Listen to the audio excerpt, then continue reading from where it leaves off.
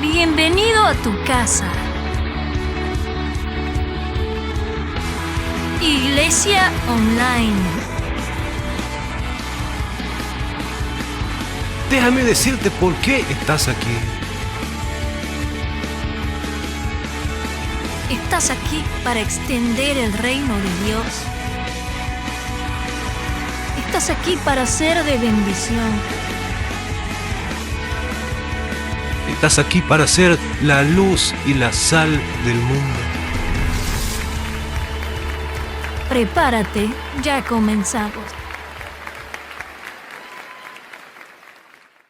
Bendito día que hizo el Señor, bendito viernes para gozarnos en su palabra. Gracias a todos quienes se conectan, gracias a Dios por esta oportunidad de llegar a sus casas y a sus corazones de esta manera, ¿no? Yo pienso que básicamente hay dos maneras de ver la vida cristiana o la vida espiritual. Una de ellas es pensar que porque ya vamos a la iglesia o porque comenzamos a seguir a Cristo, automáticamente nuestro pasado queda olvidado. Y está bien, para Dios es así, no está mal decirlo. Pero el problema es que nosotros, aún caminando en la fe, seguimos muchas veces lidiando con ese pasado. Y sobre todo con las heridas y con el dolor que ese pasado nos ha dejado. Y por eso creo que en este último tiempo siento que Dios me ha hecho sentir que antes de una fe, de tener una fe que mueva montañas o de darnos una fe que mueva montañas, Dios quiere que primero sanemos esas heridas que seguimos arrastrando. Hace un par de meses atrás, hace un tiempo atrás, Urco, el perro de mi familia, de manera no intencional obviamente, mordió la mano de mi hijo Mauro. La verdad es que le hizo una herida bastante fea, le abrió la palma de la mano como con un cuchillo. Y al comienzo todos pensamos y todos decíamos, no, esto va a necesitar puntada. Y la herida estaba abierta y era profunda. Pero cuando lo llevamos a la clínica me sorprendió lo que dijo el doctor. Él le explicó que no había que hacerle punto, en realidad que no teníamos o no tenía que hacerle punto, porque la mordida era ponzoñosa. Y que en lugar de ayudar a sanar eso iba a infectar más bien desde adentro. Y dijo que la herida se tenía más bien que preferentemente quedarse sin cubrirla, sin coserla obviamente, y que había que enfocarse en curarla todos los días hasta que cierre. Y es una cuestión médica, es una cuestión científica. Ninguna herida sana bien solo porque esté tapada o porque esté cosida. Y eso lo descubrí cuando llevé a mi hijo al hospital, ¿no? Y descubrí también que menos aún cuando es una mordida. Más bien, como dijo el doctor, va a tender a infectarse, a podrirse y a dañar el resto del cuerpo. Y esta semana el Señor trajo a mi memoria eso y me puse a meditar en eso. Y creo que esa norma aplica en todos los órdenes o para todos los órdenes de una vida. Cuando uno se reconcilia con sus heridas, con sus laceraciones, con esas mordidas que nos hicieron y que nos lastimaron, con o sin intención, cuando uno se reconcilia con lo que pasó, creo que ahí recién viene la oportunidad de sanar. Y lo cierto es que cada adulto, cada ser humano que camina por la vida, no deja de ser otra cosa que el niño que lo precedió. Eso no podemos olvidarlo y no podemos evitarlo. Y quiero recalcarlo porque tiene que ver con nuestra sanidad interior, con tener una autoestima sana, y eso es clave, porque es la única manera real de amar a Dios. Es decir, sanarse para poder amar al prójimo y amar a Dios de esa manera. De otra manera es imposible. No podemos estar enfermos y amar a las personas. Y si no podemos amar a las personas, no podemos amar a Dios. Entonces, creo que la edad adulta siempre está enraizada en la niñez, en las cosas que nos pasaron, en las buenas, en las malas, en los buenos recuerdos, y también las disfunciones que tenemos hoy como adultos han sido modeladas ahí, han sido influenciadas por nuestros padres, por nuestros tutores, por la presencia o por la ausencia de ellos mismos, ¿no? De alguna forma u otra hemos sido modelados a lo que somos hoy día. Y yo mantengo esa opinión porque en el fondo creo que no dejo de ser el niño que fui, solo que ahora estoy en el cuerpo de un adulto. O sea, soy un niño que creció, como la mayoría de los que hoy están escuchando esta palabra, ¿no? Y estoy plenamente convencido de algo. La ausencia o la presencia paternal determina en gran manera nuestra forma de pararnos delante de la vida, ante la vida, ¿no? Y esto está confirmado por sociólogos y por psicólogos, ¿ya? Y cualquier cosa que uno haga en la edad adulta, como un patrón, o sea, de una manera repetitiva, tiene que ver con una raíz en la niñez. Es más, un estudio en Estados Unidos mostraba que las comunidades con mayor índice de violencia y de pobreza están estrechamente relacionadas al abandono del padre en el hogar. Y ayer mientras escribía este mensaje, pensaba, ¿qué habrá pasado o qué recuerdos obsesivos de la niñez habrán atormentado a Adolf Hitler? ¿Se han puesto a pensar? Y obviamente lo hago sin ánimo de justificarlo, ¿no? Porque jamás justificaría un genocida. Pero me pregunto si alguna vez, cuando era niño, él hubo algo, un punto de inflexión, un quiebre, que después terminó formando un adulto tal como el mundo lo conoció. Quizás no, quizás es solo una suposición, pero uno se pregunta, ¿no? O al menos yo, ¿qué recuerdos tenía? ¿Qué crianza tuvo? Y así como pienso en él, también pienso en cómo la niñez afectó la vida de Martin Luther King o de Abraham Lincoln, por mencionar quizás alguna figura, ¿no?, de Estados Unidos, que habrá marcado a Billy Graham, que lo formó, que sembró en él esa convicción que lo llevó a predicarle al mundo. Y si uno mira quizás la historia de Martín Lutero, encuentra lo mismo. Un niño que antes de un reformador atravesó por miedo. Un niño que pasó por luchas internas, por una búsqueda que más adelante cambió la fe, cambió la iglesia y cambió la historia para siempre. Y creo que porque todos ellos, antes de ser quienes fueron, antes de ser quienes nosotros conocemos, fueron niños. Si uno investiga arqueológicamente, si se quiere, su biografía, descubre lo mismo. Algunos sufrieron, otros crecieron sin padres, otros con heridas profundas. Algunos supieron capitalizar ese dolor y lo usaron para bendecir a otros. Pero otros, en cambio, salieron a la vida enojados, heridos, victimizados y dispuestos a herir a otros para cobrarse de alguna manera lo que ellos sienten que la vida le debe. Lo cierto es que yo creo, más que nunca, que la figura que nos crió, ya sea un padre, un tutor, una tía o una abuela, puede originar en nuestra mente un pensamiento recurrente, hasta un pensamiento obsesivo, si se quiere. Tanto la presencia de ellos como su ausencia nos han marcado de por vida. Porque si un padre nos abandonó, si una mamá se fue de la casa, hay un momento en que el niño quizás inevitablemente en algún punto piense, a lo mejor fui yo, a lo mejor yo hice algo para que esto pasara. Y no es un hecho aislado. Jeremy Irons, que es un renombrado actor británico que fue ganador de un Oscar, contaba que cuando era niño llegó a creer que su papá lo había abandonado por su culpa. Decía que su padre era muy duro con él, que siempre le reclamaba por cosas pequeñas y que muchas veces reaccionaba de forma violenta y que su madre siempre salía a defenderlo. Es solo un niño, decía, como tantas veces escuchamos en las madres, ¿no? Y un día, sin explicación, su padre se fue de la casa y antes de irse le dijo a Jeremy: todo esto es tu culpa, vos hiciste esto, vos causaste esto.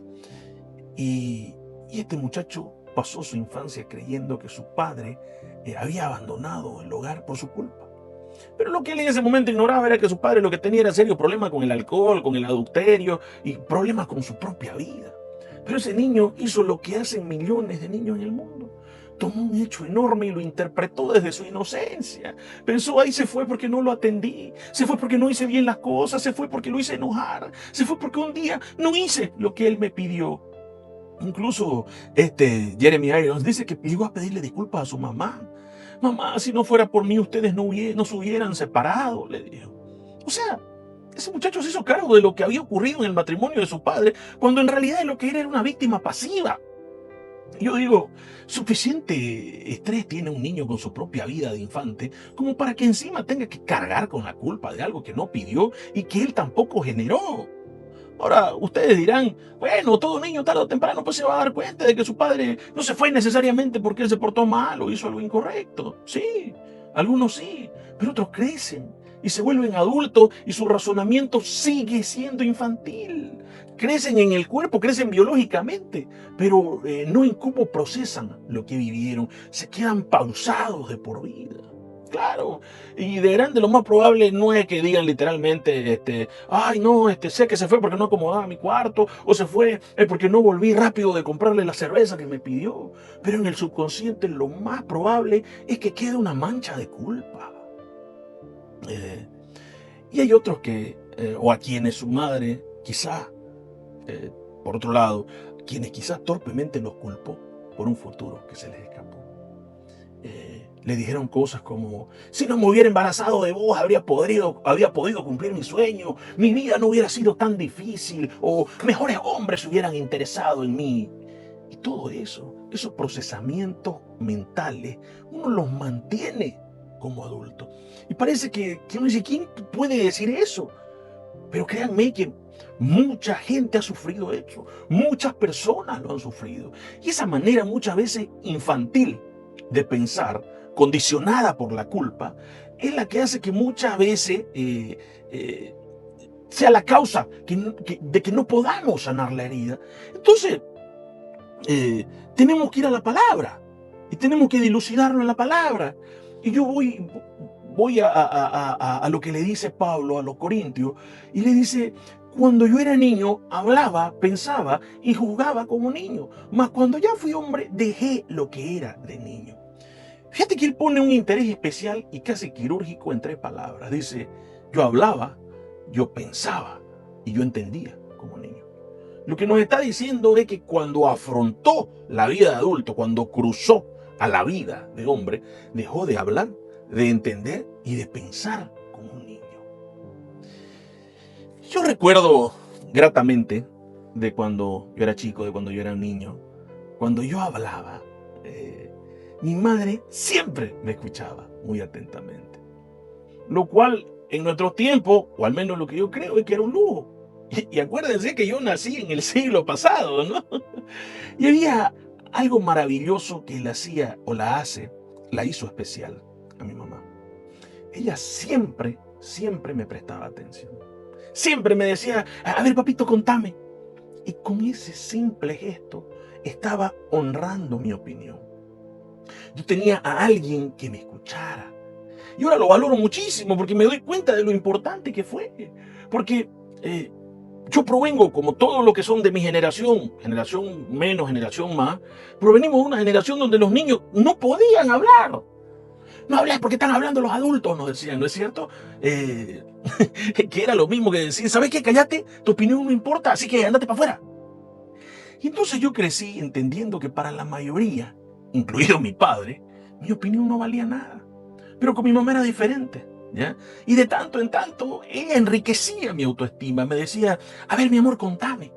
Y me hacía creer que mis ideas eran importantes.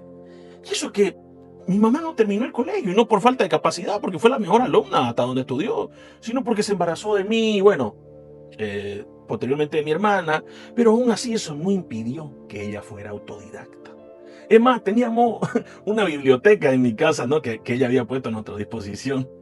Chileno que pasaba vendiendo libros puerta a puerta, ella le compraba, ¿no? Entonces teníamos de todo.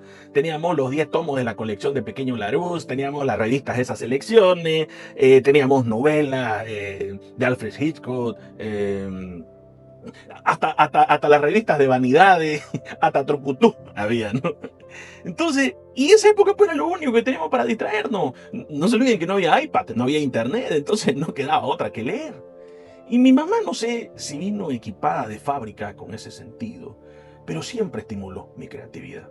Me decía, a ver, ahora contame, relatame tu propio cuento, a ver, contame algo mientras yo plancho, o contame algo mientras ella hacía algo, mientras estaba ocupada. Entonces, yo creo que ese fue el momento en que mi capacidad narrativa empezó a desarrollarse, ¿no? Y yo arrancaba, ¿no? Y decía, cuando ya iba contando un par de cosas, y había un niño que estaba muy triste porque quería entrar a karate, pero su mamá no lo dejaba entrar. Yo le hacía para ver si se sentía aludida a la tipa porque nunca quiso dejarme entrar a karate. Pero igual ella no me daba pelota, no, mira qué lindo, pobre niño, no, ¿cómo se sentirá? Decía, no, aunque ella sabía que yo lo hacía con otra intención, nunca me hizo sentir mal. Ella fue el mejor público, o era el mejor público, o es el mejor público todavía para contarle un chiste, ¿no? Yo decía, mamá, te voy a contar un chiste, y ella se empezaba a reír desde antes de que se lo cuente, y yo le decía, pero si ni siquiera te lo conté todavía, y ella me decía, no, pero seguro que va a estar graciosísimo, seguro que va a estar chistosísimo, ¿no?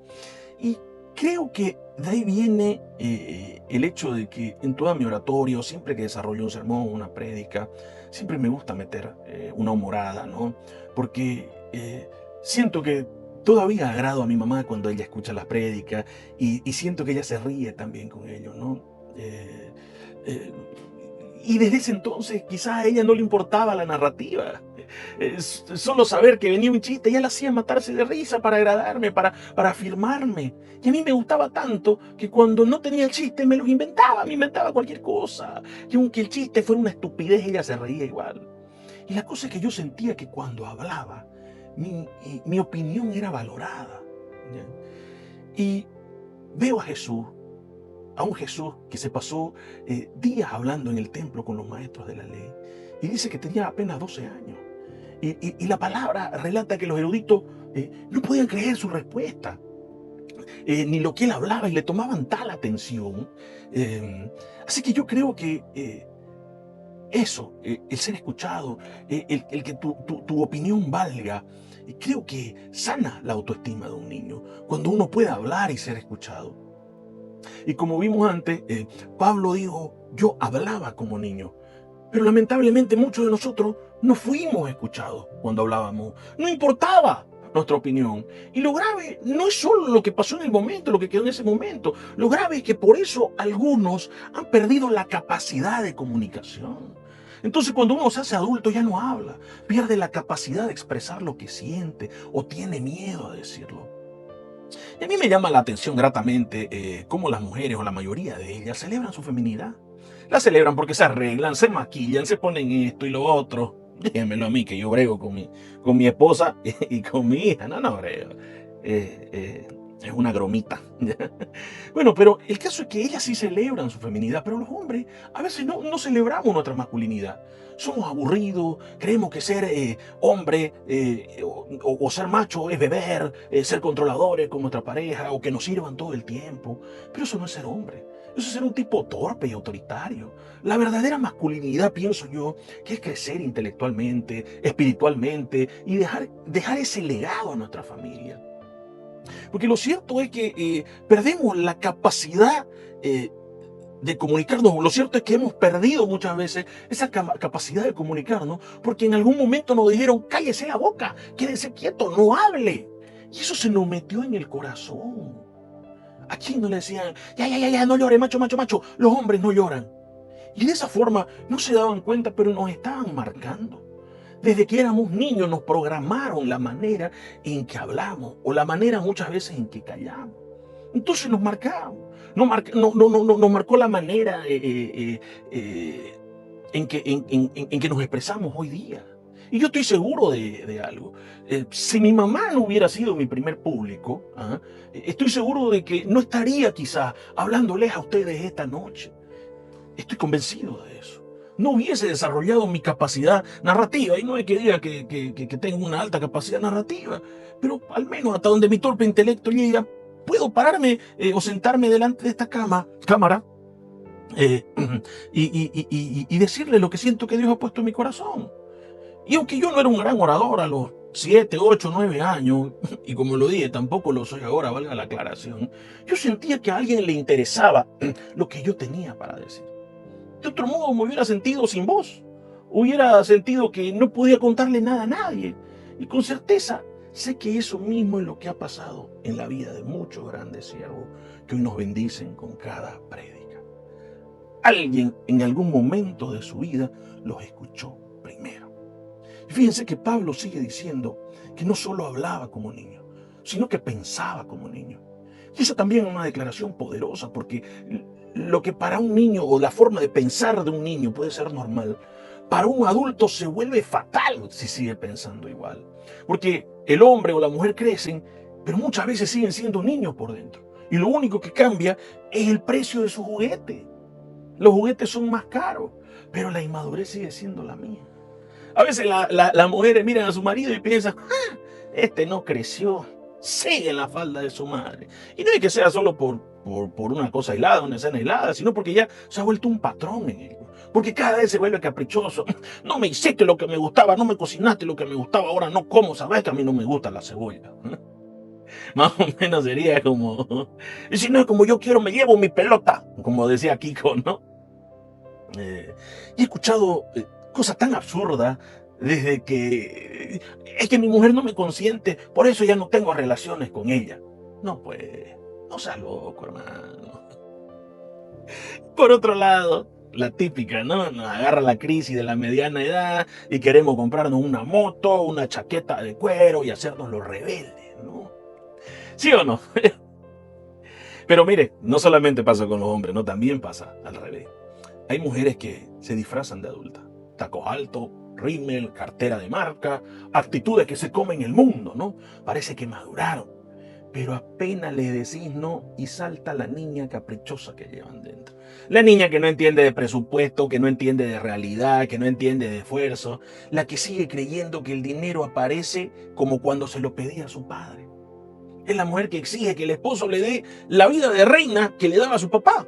O por otro lado, le exige al marido que le pague todo lo que su papá no le dio en su infancia. Y quieren recuperar las carencias de su infancia usando la billetera de otro. Y uno dice, no, pero hay quienes no tienen esposo. No, está bien, no tienen esposo, no importa. Como dijo la profeta Shakira en Primera de Empoderaciones 3:14, ¿no? Las mujeres no lloran, las mujeres facturan. Y ahí se endeudan hasta el jopo, ¿no? Las mujeres se endeudan hasta el jopo. Quieren la Barbie millonaria, solo que ya no quieren a la muñeca. Quieren ser la muñeca ellas ahora. Y si nos damos cuenta, en ambos casos, la raíz es la misma. Los hombres compran los juguetes que no pudieron tener de chicos y actúan de forma caprichosa como lo hacían en chicos. Y las mujeres juegan a ser las muñecas que no pudieron vestir cuando ellas eran niñas, o las que estaban acostumbradas a vestir cuando ellas eran niñas. Y hay personas que son así, que no crecen nunca. Piensan como niños, aunque vivan, aunque tengan un cuerpo de adulto. Y cuando sienten que son niños y que merecen que le pasen cosas, ¿ya? Entonces empiezan los escapes, porque empieza la frustración. Porque sienten que el mundo les debe algo. Y ahí empiezan las adicciones, el querer llenar ese hueco de alguna manera. El que su válvula de escape es el trago y dice, no, es que yo soy bebedor social nomás, ¿no? Pero cada vez tienen que cargarlo entre 3 o 4 porque hasta en la graduación de kinder de su sobrina se emborracha el tipo. Hace exactamente lo mismo que el indigente que toma alcohol puro envuelto en una bolsa de papel. Lo único que cambia es el precio del juguete con lo que siente que está jugando. Pero los dos son adictos. Los dos están necesitados, solo que uno paga más caro su juguete. Pero al fin y al cabo, ambos fracasan en el intento de no afrontar la vida adulta. Y por eso Pablo decía, yo hablaba como niño y pensaba como niño. Eso no es verdad. Y la tercera cosa que dice Pablo, y creo que es la que más me llama la atención, es que añade, y yo comprendía como niño. Y hay una versión que dice, yo juzgaba como niño. Porque creo que comprender es el proceso digestivo de la mente, ¿no? Es cuando lo que uno pensó al principio lo mastica, lo procesa y lo convierte en una conclusión. Y si de adultos nuestra comprensión sigue siendo infantil, si seguimos digiriendo la vida como lo hacíamos de niños, entonces llegamos a conclusiones inmaduras indefectiblemente. Y decisiones inmaduras nos llevan a resultados inmaduros e indeseados en nuestra vida. Y es como esa madre que decía antes, que nombraba antes y decía que si no hubiera tenido hijos, mi vida habría sido mucho mejor y mucho más fácil. A lo mejor no. ¿Quién te metió esa idea en la cabeza? ¿Cómo con 40 años, con casi medio siglo de vida, vas a decir una estupidez así? Y lo dicen. Esa es la comprensión infantil navegando en la mente de un adulto lastimado que piensa como niño y que es peligroso, principalmente para él o para ella misma. Porque va por la vida arrastrando cargas que no ha soltado, delegando culpas que no son suyas o cargando culpas que no le tocan.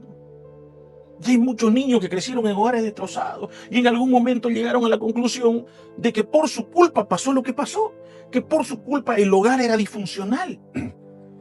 Y esos conceptos infantiles, después los replicamos en nuestras relaciones adultas. Terminamos diciendo, yo sabía que me iba a divorciar. ¿Sabes por qué? Porque mis padres también se divorciaron. Porque yo desde niño ya lo veía. Como si ese patrón viajara genéticamente en la sangre. Como si los errores de los padres necesariamente tuvieran que repetirse en los hijos. Y esas percepciones, esas conclusiones, creo que producen una vida de inseguridad. Uno no se puede parar bien en la vida porque vive sintiendo que va a repetir lo que le pasó a sus padres o que vive anclado a lo que le pasó a sus padres. Y por otro lado hay quienes arrastran heridas infligidas, creo que la mayoría, arrastran heridas infligidas por la incontinencia verbal de otro, por palabras crueles que nos dijeron cuando éramos chicos. Yo me acuerdo, y es que en nuestro tiempo uno tenía que manejar el bullying solito, ¿no? Los que son de mi edad, como dije, año más, año menos, se tienen que acordar de esto, ¿sí o no? Es más, en esa época ni siquiera había nombre para eso. Esto del bullying es nuevo. Olvídense de que tu papá te iba a defender, nada de, ay, vamos a hablar con la maestra, no, ay, no, hijo, te voy a cambiar de colegio porque te miraron feo. Ni soñar. Mi papá me decía, algo hiciste, por eso que te están molestando. O por último, defendete pues. ¿Acaso no sabes defenderte? Pelee, mijo. O sea, y el problema es que yo era miedoso. Yo no podía pelear con nadie. Pero no existía eso de que los padres fueran a hacer un escándalo al colegio porque le hicieron bullying al chico. Nosotros teníamos que manejar el bullying y creo que todos, la gran mayoría, sobrevivimos a eso. Y ustedes saben las frases crueles de los niños, o cuán crueles son los niños. No tienen filtro. Al gordo le dicen, oye gordo, al petizo le dicen petizo, al orejón, orejón. O sea, no es que los niños aprendieron recién a ser crueles, siempre lo fueron. Y cuando yo estaba en colegio, cuando yo era niño, hubieron muchos niños que fueron crueles conmigo. Y como yo era enfermizo, incluso una época que no podía caminar sin muleta, porque tuve pertes, se burlaban. Me decían todos los sobrenombres habidos y por haber. Y quizás parezca difícil para quienes me conocen bien creer todo esto que le estoy diciendo, pero yo era sumamente tímido. Me sentía tremenda o terriblemente inseguro fuera de la falda de mi madre. Y ustedes dirán, bueno, pero mirá, te sobrepusiste. Sí, lo hice, pero me costó horrores. Porque uno después en la vida se para conforme a esas palabras que te dijeron y esas palabras que te marcaron. Y claro, insisto, después de todo eso uno llega a la iglesia y bueno, y uno escucha o te dicen, no, ya olvídate de todo, ya sos nueva criatura, sos un especial tesoro en las manos de Dios. Y sí, amén, así es, lo sé. Pero uno no deja de tener enraizada esas frases de la niñez, esos adjetivos, esos avatares de la vida, esos infortunios que en algún momento quizás nos redireccionaron. Y ni hablar de un abuso, ni hablar de cuando quien tenía que cuidarte más bien abusó de vos y quizás te robó la inocencia. Y a partir de allí queda atascado o atascada entre dos pisos.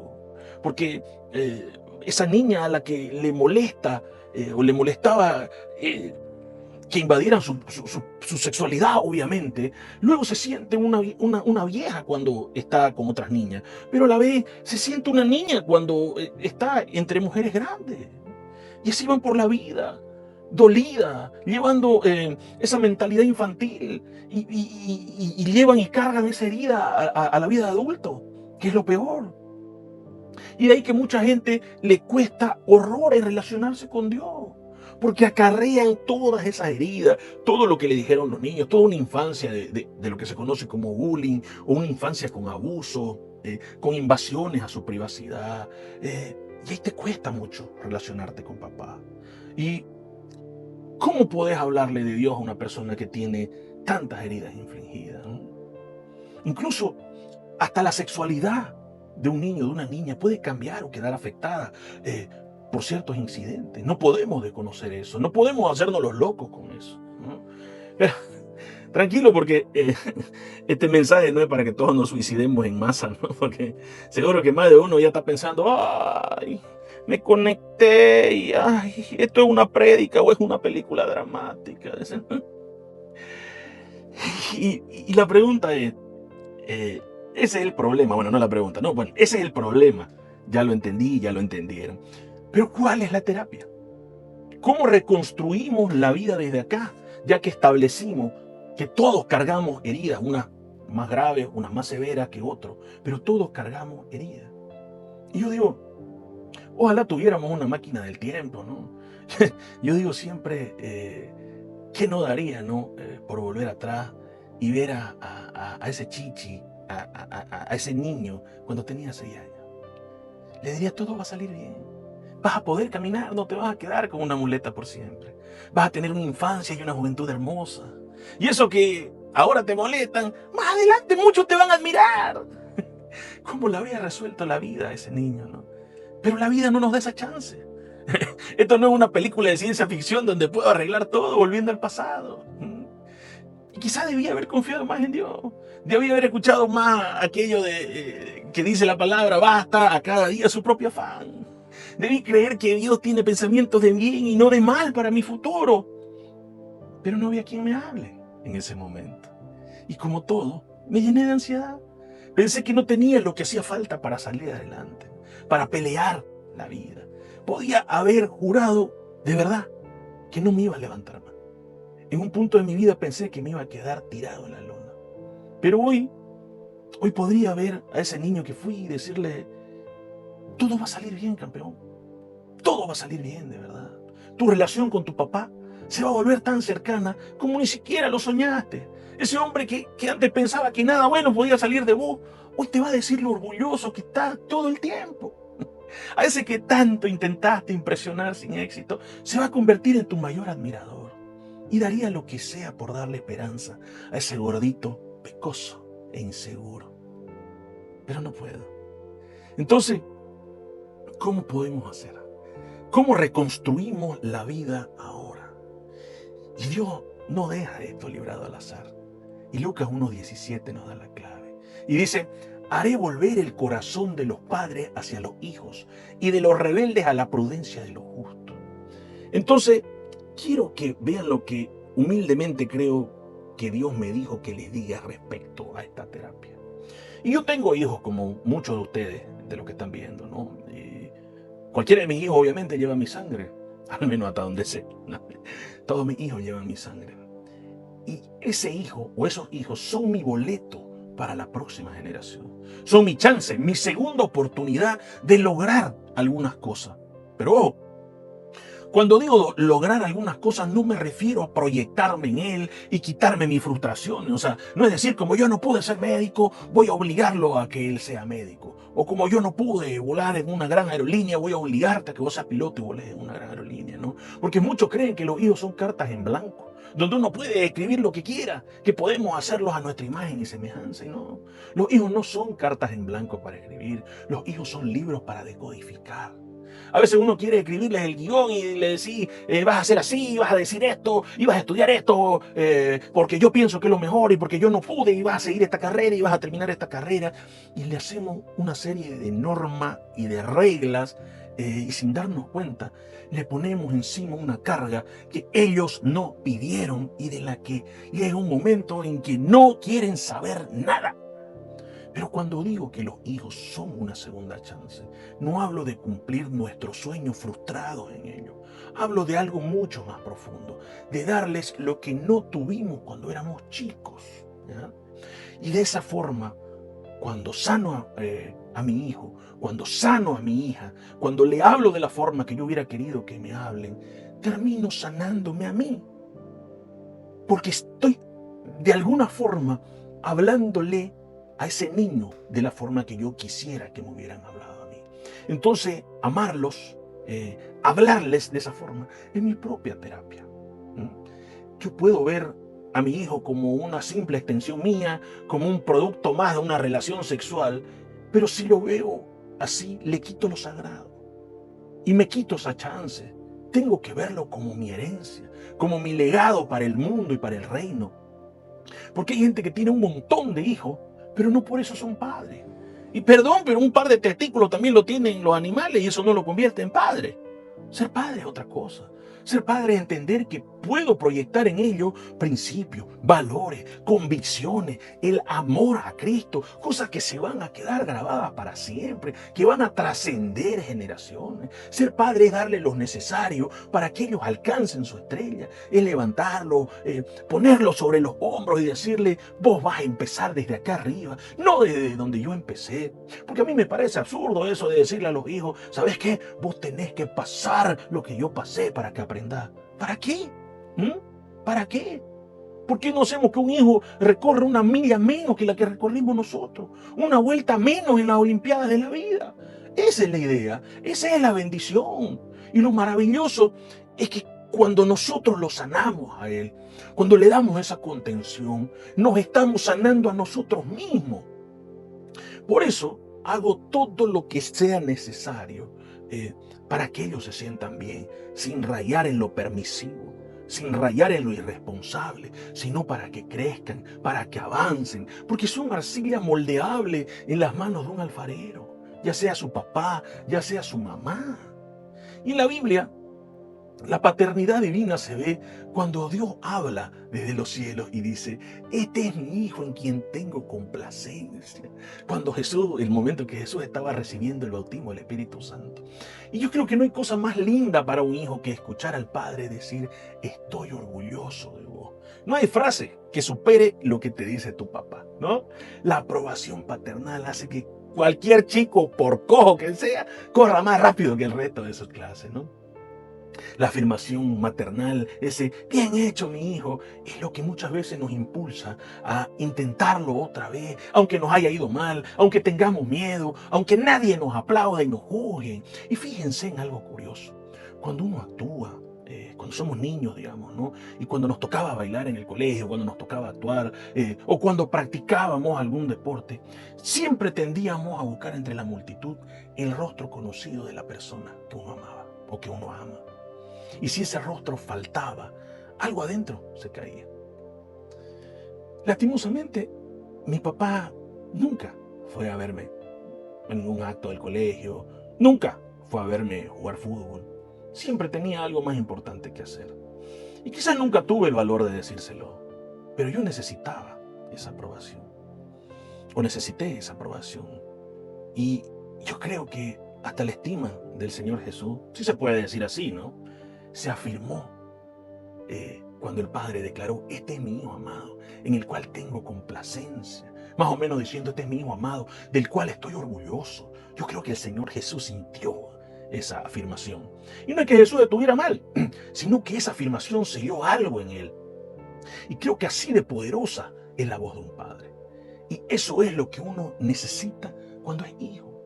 Y después uno llega a ser padre, porque después quizás uno llega a ser padre y dice: a mí nunca me dijeron nada de eso, a mí nunca me afirmaron, a mí nunca me fueron a ver.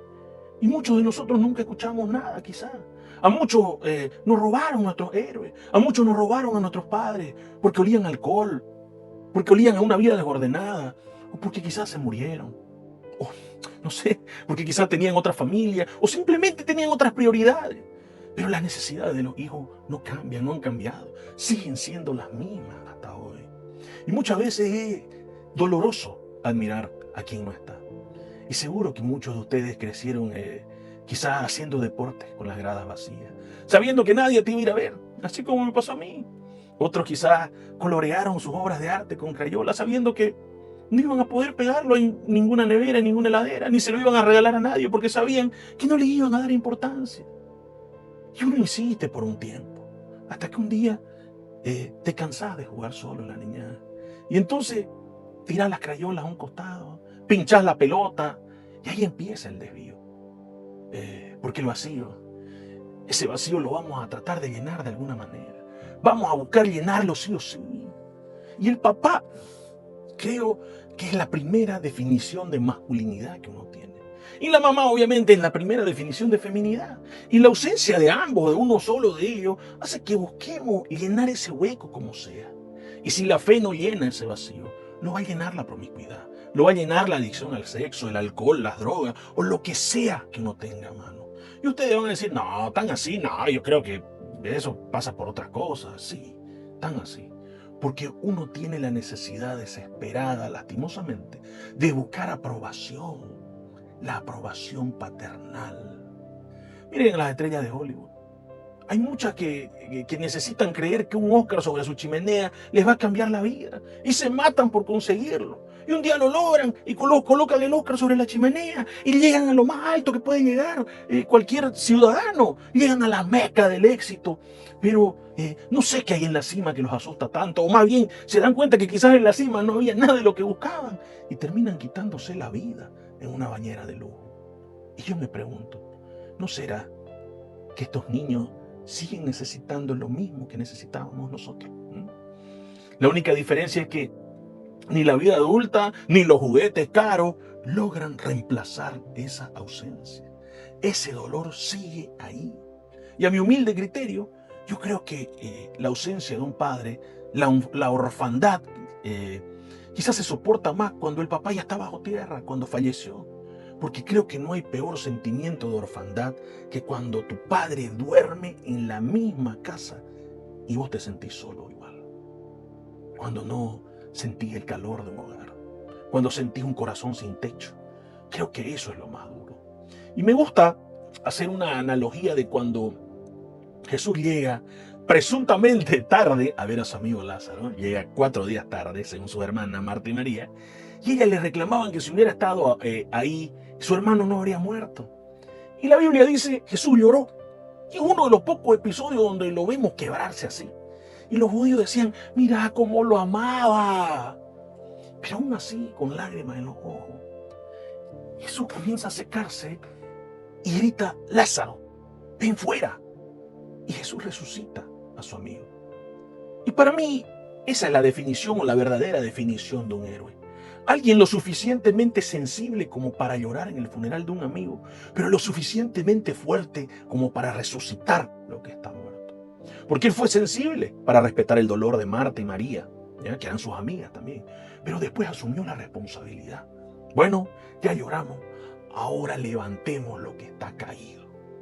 Jesús lloró, pero no se quedó enterrado en la tristeza. No dijo, no puedo con el dolor y la pena, me voy, estoy destrozado. No, lloró y después resucitó a su amigo. Y creo que esto también aplica a todos los órdenes de la vida. No podemos pasar toda una vida llorando por lo que nos pasó. Hay personas que su vida parece una tragedia de Shakespeare, que uno ya quiere huir cada vez que llegan, o quiere que alguien los encierre porque dejan una atmósfera pesada. Todo es tragedia en su vida. Le preguntas, ¿cómo está mi querido? ¿Cómo está mi querida? Y arranca, ay, no sabe. Me encontraron arenilla en los riñones y también tengo piedra en la vesícula. Y le dan ganas de decirle a uno, bueno, entonces pues cásese con un albañil y que construya tanto, que construya algo con tanto material que tiene, ¿no? ¿O qué quiere que yo haga? Toda su conversación de muchas personas es hablar de enfermedad o hablar de tragedia. Le preguntáis por alguien y empiezan a hablar, ay, no te dijeron, está mal Felipa, tiene médico el lunes, pero seguro. ¿Sabes qué? Para mí que tiene cáncer. Seguro tiene cáncer. Gente que disfruta esa morbosidad. Y normalmente es la misma gente que es el terror de los seguros médicos, ¿no? Todo el tiempo haciéndose análisis, pero no de forma preventiva, sino que se lo hacen esperando que encuentren algo. Más bien ellos anhelan que encuentren algo. Entonces, su peor decepción al hacerse los análisis es cuando le entregan los resultados y todo sale bien. ¿Cómo salieron tus análisis, hermano? ¿Cómo salieron sus análisis, hermana? Dice el doctor que todo bien, pero no le creí, no le creo yo. ¿Por qué? Porque hay gente que disfruta de la autoconmiseración, gente que se acostumbró a tenerse lástima y buscar la lástima ajena. Yo también creo que hay un tiempo para llorar. Sí lo hay. Hay un tiempo para contar nuestras tragedias. Hay un tiempo para desahogarnos. No digo que todo el tiempo nos quedemos callados fingiendo que está todo bien. Pues Salomón habló de las 28 temporadas y dijo, hay tiempo de reír, hay tiempo de llorar, hay tiempo de plantar y tiempo de cosechar lo plantado. Pero uno no se puede quedar todo el tiempo llorando. Jesús lloró por su amigo, lo cual obviamente muestra su costado anímico, muestra que le dolía, pero después se secó las lágrimas, ordenó que mueva la piedra y asumió la responsabilidad de levantar a su amigo. Jesús dijo en otras palabras, no me puedo quedar aquí llorando amargamente. Así que, si querés que algo cambie en tu vida, si querés resucitar un futuro emocional sano, una vida emocionalmente sana, lo primero que tenés que hacer es dejar de llorar. Y después viene el otro, comenzar a trabajar para que eso se restaure. ¿Cómo? Quizá tenés una relación totalmente rota con tu padre. Quizá tenés una relación totalmente rota con tu madre. Y si tenés a tu padre pagando en la soledad por una culpa que quizás sí se merece, o si tenés a tu madre con una enfermedad que le retuerce los huesos, llámalo, perdonalo. Deja de llorar, de lamentarte por lo que te hicieron. Sé vos el puente entre el dolor y la restauración. Y sí, yo sé que muchas veces es doloroso acercarse a esa mirada fría, a esa mirada impersonal, indiferente de un padre o de una madre que sentís que nunca te quisieron. Pero el que da el paso, o el que tiene que dar el paso sos vos. Porque el que necesita sanarse en realidad sos vos. Y hacerlo es una forma de sanarse uno mismo. Uno da porque le hace bien dar, no porque el otro se lo merezca. Dios nos manda a decidir amar. No porque el otro sea digno, sino porque vos decidiste hacerlo. Entonces, no importa qué pasó en la vida que te separó de ese ser querido. Cuando uno termina de llorar, se tiene que empezar a levantar. Hay algo que tenemos que saber. En algún momento tenemos que abandonar esa cama del hospital emocional o de ese hospital en el que estamos. Tenemos que dejar esa cama para alguien que está más grave que nosotros. No podemos quedarnos ahí postrados de por vida. Esas camas se necesitan. Y también se necesita gente que los levante, que los acompañe y que los guíe. ¿Y quién mejor que alguien que alguna vez estuvo postrado en esa misma cama? Pero uno tiene que tener esa intencionalidad. Tiene que decir, bueno, esto se acabó. Dejo de llorar. Voy a resucitar esta relación. Por mí mismo necesito sanarla. Y la tragedia de María, quizá, era pensar que ya era demasiado tarde. Y muchas veces pensaban, no, ya pasaron tantos años. No, ya para qué, ya no tiene sentido.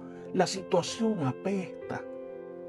De hecho, justamente eso le dijeron al Señor Jesús, ya hiede, hace 4 días que está ahí podrido. Y sí, cuando estás resucitando algo, cuando estás restaurando una relación, no va a tener un buen olor al principio. Uno a veces tiene que amar por encima de la peste y querer sanar por encima de esa peste. Y miren, escuchen bien esto, por su propia salud mental, por su propia salud espiritual y emocional, ¿ya? Quiero que tengan claro algo. En la vida vamos a tener más decepciones que satisfacciones. ¿Cómo? ¿Qué clase de pastor sos que andas diciendo algo así? Así es. Soy de esa clase de la que sabe que vivimos entre seres humanos, no vivimos entre ángeles. Y la gente decepciona. ¿Por qué? Porque nosotros mismos también decepcionamos a otros. No se puede vivir diciendo, es que yo solo amo al que no me falla. ¿Quién puede tener un amigo, un esposo, un padre que diga, a mí nunca me decepcionó? Jamás, ninguna vez en la vida me decepcionaron. No, te va a tocar en algún momento tener un amigo por el que diste tu vida y cuando vos estés más necesitado, te dejen visto en el WhatsApp. Te va a tocar prestarle plata a un hermano o hermana en la fe para ayudarlo y que después se haga el loco, la loca para pagarte y encima se ofenda si vos le cobrás. Te va a tocar que contés algo en confianza, pidiendo oración, algo íntimo, y a la semana te enteré que fue el chisme del grupo de intercesión. Desde eso hasta decepciones mucho más profundas. Y hay gente que va de iglesia en iglesia buscando un pastor que no los decepcione, buscando la iglesia perfecta. Pero lamento decirte algo, eso no existe, papá, porque el problema no está en la decepción. La decepción es parte del paquete de relacionarse con seres humanos. El problema está en las expectativas irreales que nos creamos. El problema es que esperamos que la gente sea Dios y la gente es gente. Y dicho esto, quiero advertirte algo más. Y quiero decírtelo de verdad mirándote a los ojos. Si pensás que yo no te voy a decepcionar, sonaste fuego. Porque te garantizo que en algún momento te voy a decepcionar. Va a haber cosas que diga que quizás no te van a gustar, decisiones que tome que quizás no vas a entender, o días en que simplemente no voy a cumplir tu expectativa. Por eso, en vez de gastar la vida buscando amigos, pastores o iglesias que no nos fallen, que nos hagan sentir bien, tenemos que empezar a convertirnos nosotros en esas personas que intentan no fallar. O al menos en los que saben perdonar cuando el otro falla. Porque qué común es hoy escuchar, te cuento, fui pues a esa iglesia, ¿no ves? No, pero entré y nadie me saludó. Nadie me dio bola. Ahí no está la presencia de Dios. ¿Así? ¿Nadie te saludó? Pues qué buena noticia. Significa que hay una vacante, que en esa iglesia necesitan un saludador. Así que parate vos en la puerta y empezá a saludar. Parate así como reina de carnaval y saludá. Y quizás con eso vos cambiás la atmósfera. Uno tiene que decir, voy a aportar, voy a hacer el cambio que quiero ver, en vez de vivir quejándose. Que no nos conozcan por todo aquello a lo que nos oponemos, que nos conozcan por todo lo que proponemos. ¿Saben por qué? Porque el pecado de omisión, de omitir, de no hacer, muchas veces es peor que el pecado de comisión, el de cometer errores. Cuando uno omite dar, cuando uno omite amar, porque dice, ay no, es que a mí me van a herir, es que ya yo no me doy así, es que ya yo me volví duro, ya me volví dura. Estás equivocado porque amar duele. Y si uno quiere resucitar una relación muerta, si uno quiere sanar, porque esa es la vía para sanar, entonces al principio te va a doler. Pero te aseguro algo, la resurrección vale la pena. No podemos permitir que las heridas o que la decepción nos ganen. Porque si dejamos que eso pase, vamos a morir solos, vamos a morir amargados, intransigentes, inflexibles con nuestra razón, pero solos. Y uno tiene que sincerarse y decir, bueno, a ver, la verdad es, ¿quién tiene padre perfecto? Y yo creo que si alguien acá piensa que tiene un papá perfecto o que es un papá perfecto, llámeme inmediatamente para que reprendamos el Alzheimer, porque seguro que se está olvidando de la mitad de la historia, ¿no? Ay, mi papá fue un prócer y mi mamá fue una santa. Mentira. Está bien que los veas así, pero nadie tuvo padres perfectos. ¿Y sabés por qué? Porque vos tampoco sos perfecto como padre, no sos perfecta como madre. Así como no tenemos padres perfectos, tampoco tenemos hijos perfectos. Y a veces creemos que porque nacieron sanitos, con 5 deditos en cada mano, ¡ay, es perfecto! Mírale su carita de Kellogg's. No, papá. Eso es ser normal físicamente, quizás es bien parecido, es biología. Pero después los hijos crecen y te das cuenta de que la perfección no existe. Uno los cría como puede, con lo que tiene, pero no hay hijos perfectos. Ni padres que hayan leído un manual de cómo ser padre antes de convertirse en ellos. Y entender esto es clave, porque una cosa es aceptar que un padre no sea perfecto y otra muy distinta es lidiar con el vacío de alguien que está, pero a la vez no está. Por eso dije que el peor sentimiento de orfandad quizá no es cuando ves a tu padre partir. Porque cuando mueren, para bien o para mal, ya está. Se fueron, los encontraremos algún día, pero se fueron. El verdadero drama, lo que creo que desgarra nuestra alma, es cuando está vivo. Porque es mucho más doloroso tenerlo vivo y aún así sentirte huérfano o sentirte huérfana que haberlo perdido. Yo quiero confesar algo. Yo quiero confesar que yo siempre fui envidioso. Y no voy a meter eso, tuve envidia santa, como dicen. No, fui envidioso nomás. Yo le tenía envidia a esos chicos que tenían padres que participaban en todas las actividades del colegio, esos padres que se involucraban en todo lo que hacían sus hijos. Yo hubiese dado cualquier cosa porque mi padre hiciera deporte conmigo. O vamos a algo más simple, que siquiera hubiese ido a un agasajo del Día del Padre. Muchas veces era mi madre la que iba al agasajo del Día del Padre. Y recuerdo que las pocas veces que fui con él a jugar frontón, porque eso es lo que le gustaba jugar, lastimosamente ni siquiera pudimos compartir. Porque fui para que solo me humillara y me recalcara que era malísimo jugando y se hiciera la burla de mí todo el tiempo. Es más, miren hasta qué punto llegaba la cosa, que esa vez que fuimos a jugar, o que una vez que fuimos a jugar frontón, veníamos 5 personas en el vehículo, después de jugar obviamente, y de repente solió algo, y era evidente que alguien había liberado a un Facundo Fernández, digamos, ¿no? Y obviamente pues apestó todo el auto. Y éramos 5 tipos ahí adentro. ¿Y qué hizo él? Me miró a mí y me dijo, ¿sabes qué? Puerco, seguro fuiste vos.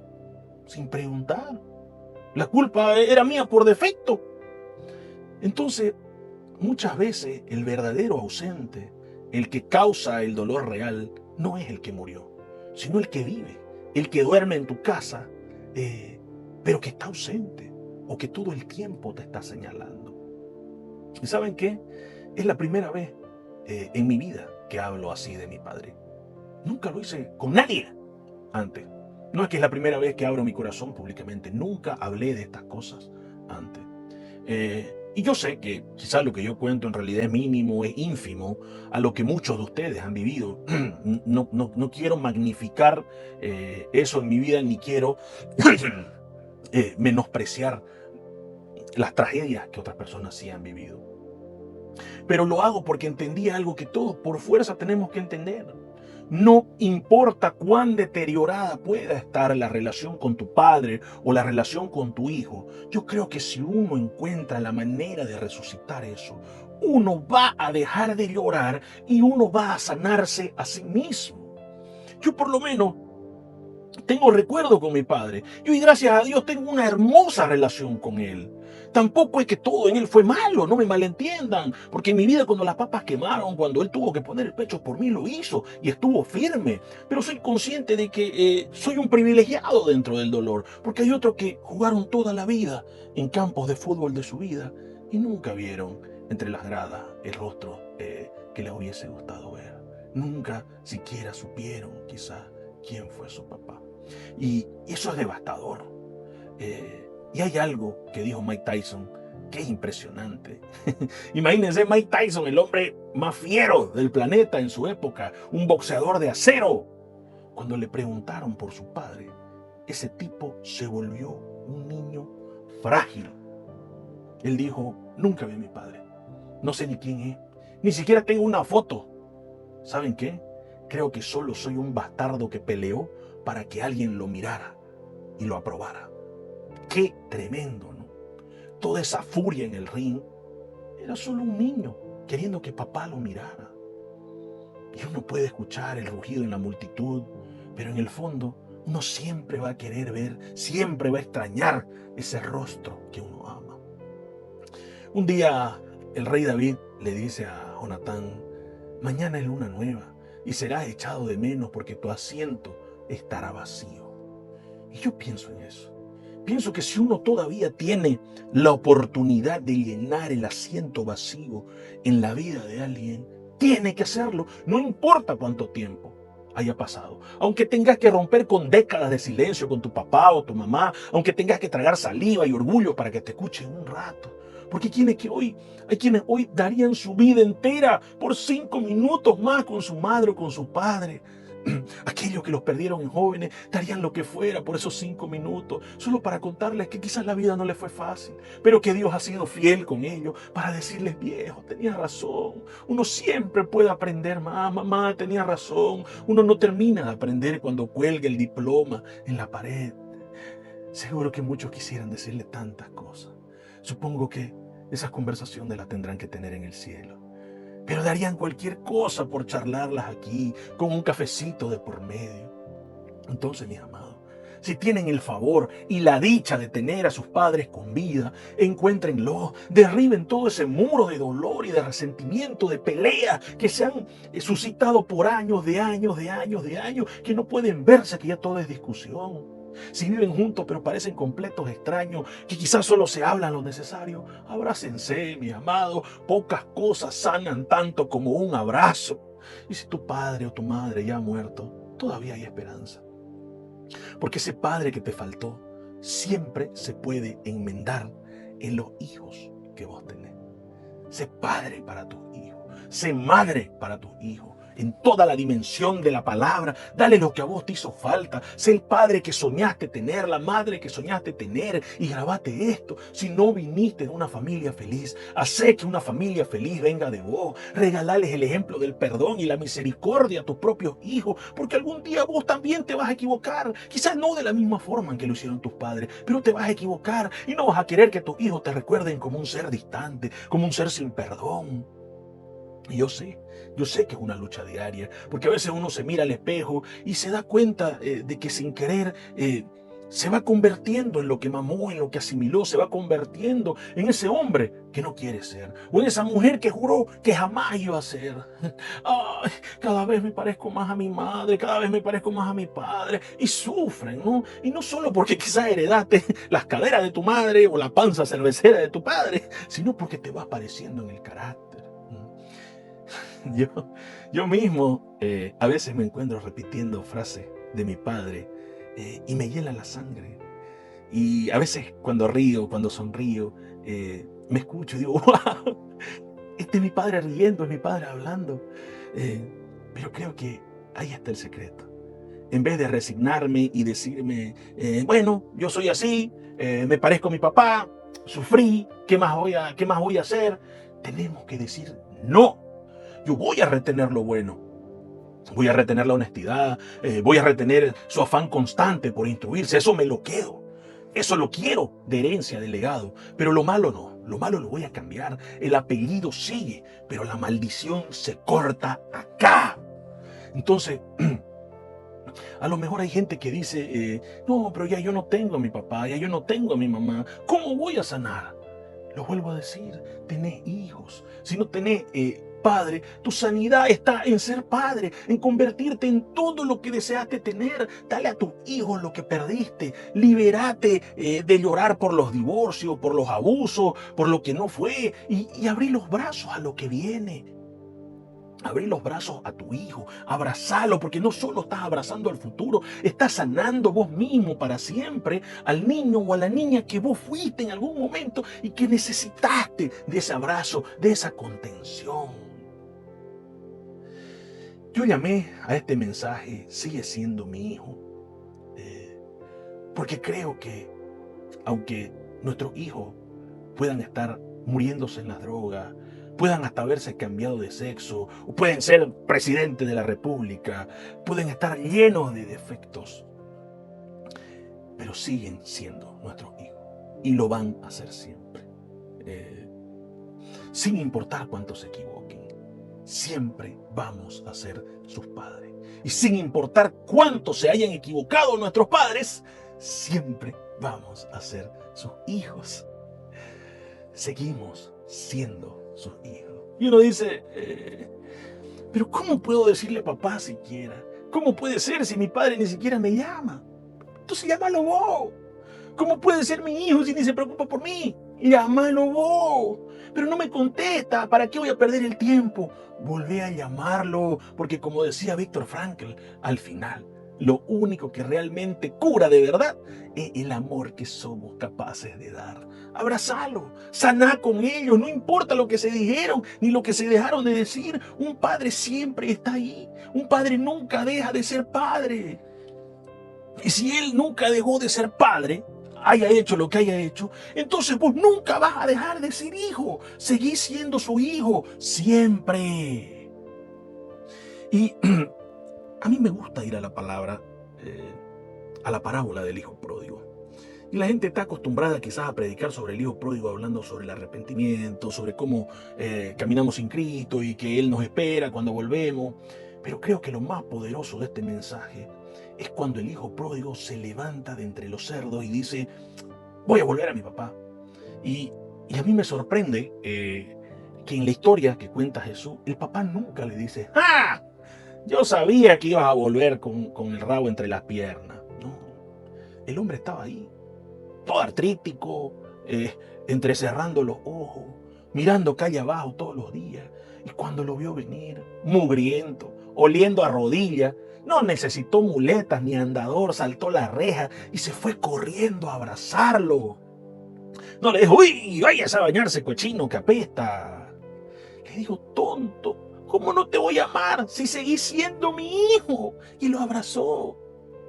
Y hay momentos en la vida donde hay que dejar de señalar con el dedo y simplemente abrir los brazos. Hay que recibir a la persona y dejar que el amor sea más grande que la falla, que el abrazo sea el que tape la mugre. Yo particularmente siempre cuando me toca aconsejar a alguien y esa persona me dice, pucha hermano, no sabes lo que acabo de hacer, yo tiendo a frenarlo y decirle, pero sabes que Dios te ama a pesar de eso. Y muchas veces pues insiste, no, espera que ni siquiera te he contado lo que hice. Y yo le insisto, no, ahora está bien, ahora me decís los detalles, pero primero quiero que entendás que Dios te ama a pesar de lo que hiciste. Y ahí su actitud cambia, la mirada cambia, recibe gracia, porque Dios nos ama porque somos sus hijos, no por lo que hacemos. Y ojo con esto, eso no significa que le apruebe todo lo que hacemos, ni siquiera significa que nos ame tal como somos y nos deja así. No. Significa que nos ama a pesar de cómo somos. ¿Y por qué lo sé? Porque yo también soy padre. Y yo quiero lo mejor para mis hijos. Pero si alguno de ellos me fallara en sus principios o en su moral, yo sería el primero en estar a su lado para levantarlo. Y así mismo trato de ser con mis amigos. Yo recuerdo que hace unos meses me saqué una foto con un grupo de muchachos que obviamente todavía llevan una vida bastante desordenada. Y me contaron que no faltó uno que saltó a decir, oye, ¿cómo que Chichi anda de pastor? Mira con los angelitos que se junta. Pero es que son mis amigos. ¿Qué culpa tengo yo de que ellos no hayan enderezado su vida todavía? Me dice, sí, pero mira que ese es mujeriego y el otro es estafador y aquel no paga pensión a sus hijos, los tiene tirados. Sí, a mí también a veces me dan ganas de ahorcarlo, pero ¿qué voy a hacer? Para empezar, en mi vida aprendí una regla de oro. Yo no doy consejo a quienes no me lo piden. Y para terminar, no los voy a dejar tirados solo porque llevan una vida desordenada. Me quedo y espero que mi testimonio, que mi forma de vivir los impacte de alguna manera. Y los abrazo. Y además yo no busco amigos perfectos. ¿Saben por qué? Porque yo mismo soy un tipo difícil de llevar. Quien quiera ser mi amigo ya sabe lo que soy. Soy terco, soy obstinado, tengo errores que ahora no voy a ventilar públicamente, pero quienes están a mi lado saben que me tienen que amar a pesar de ser así. Ya Dios doblegará mi carácter y me irá perfeccionando y mostrándome cosas que tengo que cambiar. Pero cambiar para agradarle a alguien, no, eso jamás. Y a menos que quien me lo pida sea la Madre Teresa de Calcuta, entonces tampoco sos perfecto. Porque, a ver, mi querido, acá nadie orina agua bendita, ¿no? Entonces, si yo no soy perfecto, no puedo andar pidiendo lo que yo no ofrezco. Y hay, perdón, hay algo en la parábola que me gusta mucho, y ya lo dije, ¿no? Y es que el padre, o volviendo a lo que ya dije, es que el padre no se regala a sí mismo la satisfacción de decir, te lo advertí. A ver, yo quiero imaginar qué hubiera pasado, qué hubiera dicho una mamá promedio, ¿no? El hijo le dice, mamá, ¿sabes qué? Me cansé de estar bajo tu falda y tu control. Dame mi herencia porque me voy a vivir solo. ¿Y qué va a decir la madre? Anda, pero quiero verte lavar tus calzones solo. Quiero ver qué vas a comer si no sabes ni hervir agua, pelao flojo. Y cuando el hijo vuelve a los 3 meses, quebrado, sucio, desnutrido, ¿ustedes creen que se va a quedar callada? No. Ahí las Teresas de Calcuta, las mismas que juzgan con quién uno anda o no, y empiezan a decir, vení. Anda, bañate y después vení y te sentás porque quiero que hablemos. Te lo dije, ¿no? Y hasta que no lo vomitan no se quedan tranquilas, ¿no? Son como Walter Mercado profetizando el desastre, ¿no? Te vas a caer, te digo que te vas a caer y te vas a romper en la cabeza y cómo me voy a reír. ¿Viste? Te caíste, te dije, ¿no? Pero el padre de la parábola no. El padre va y lo abraza. ¿Saben por qué?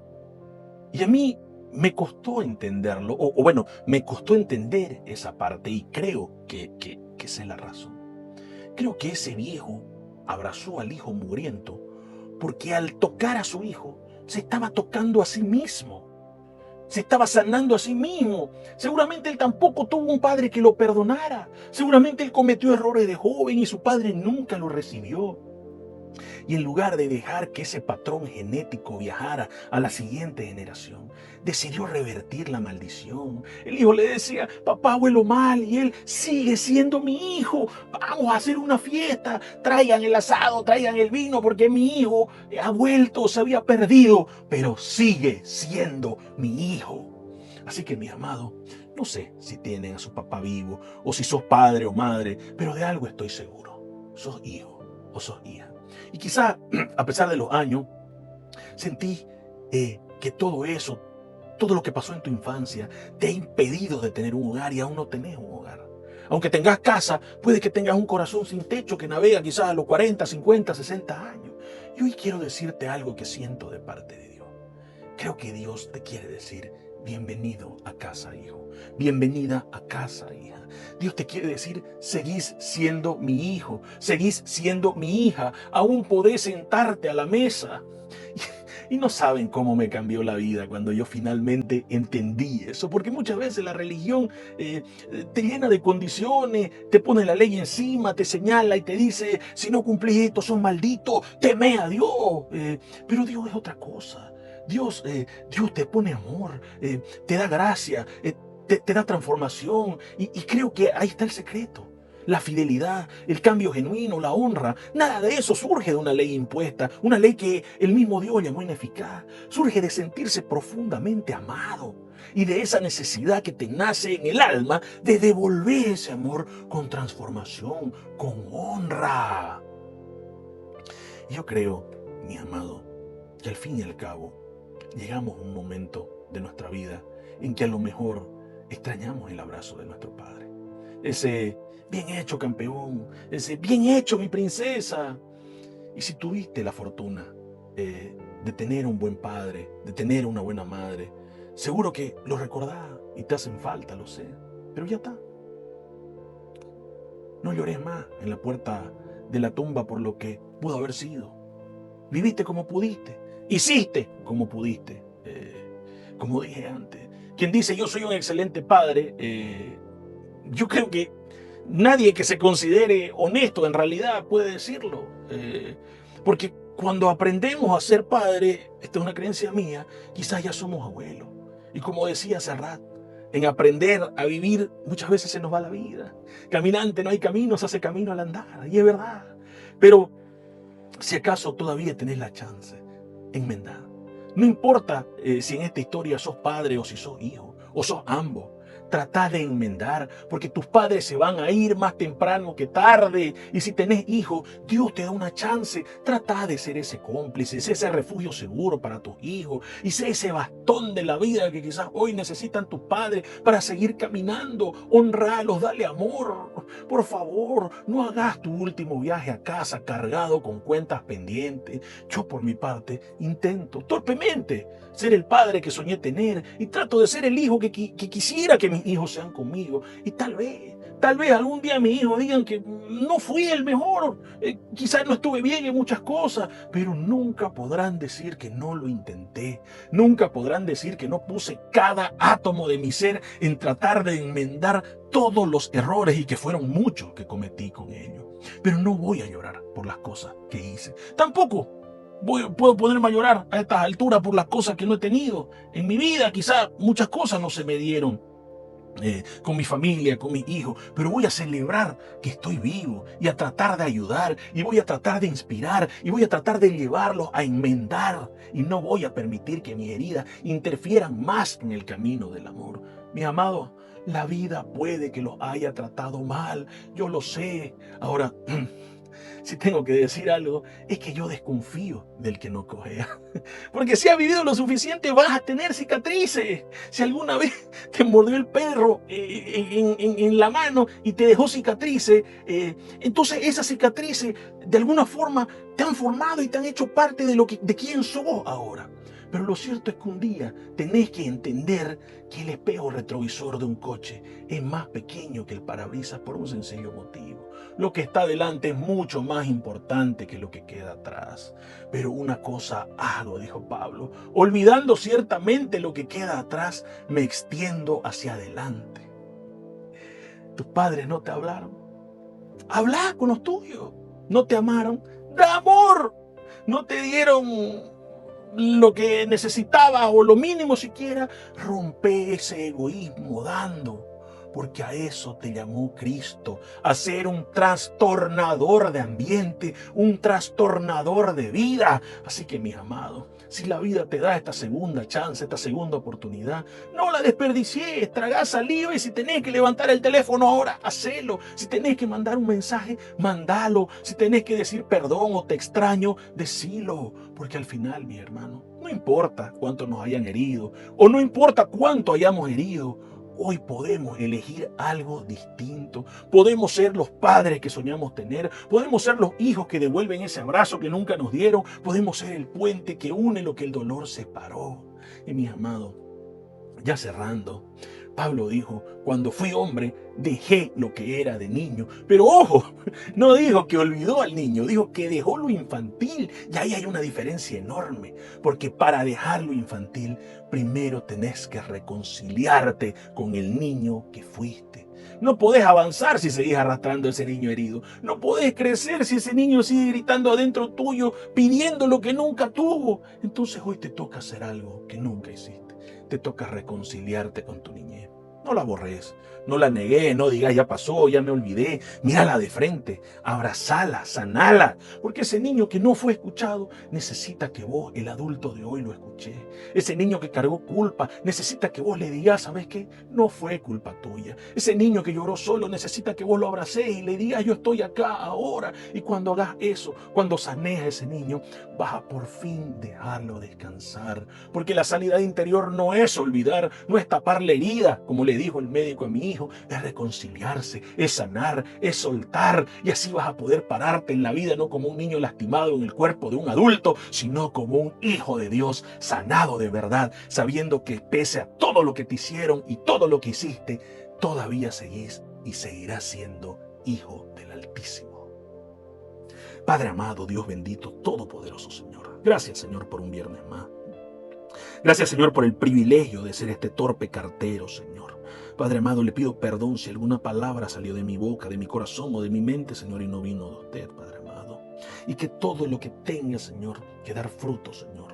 Yo le pido que usted sea llevando esta semilla a los corazones, plantándola en tierra fértil, Señor, y que dé fruto al 100%, Señor. Hoy hemos entendido, Señor, que no podemos vivir más como niños lastimados, Señor, que no podemos vivir más llorando las tragedias, Señor, que no podemos cambiar, pero sí podemos hacer una cosa, Dios mío. Podemos cambiar a la nueva generación. Podemos ser padres que abrazan a sus hijos. Podemos ser hijos que abrazan y perdonan a sus padres, Señor, porque en esa sanidad, Señor, vamos a tener liberación. Y en esa liberación vamos a conocer su verdadero amor y vamos a entender el verdadero amor y podremos amar a nuestros semejantes, así como usted nos dijo que lo hagamos. Padre amado, bendiga a este pueblo, bendiga a todo aquel, Señor, que escuche esta palabra. En el nombre de Jesús, amén y amén.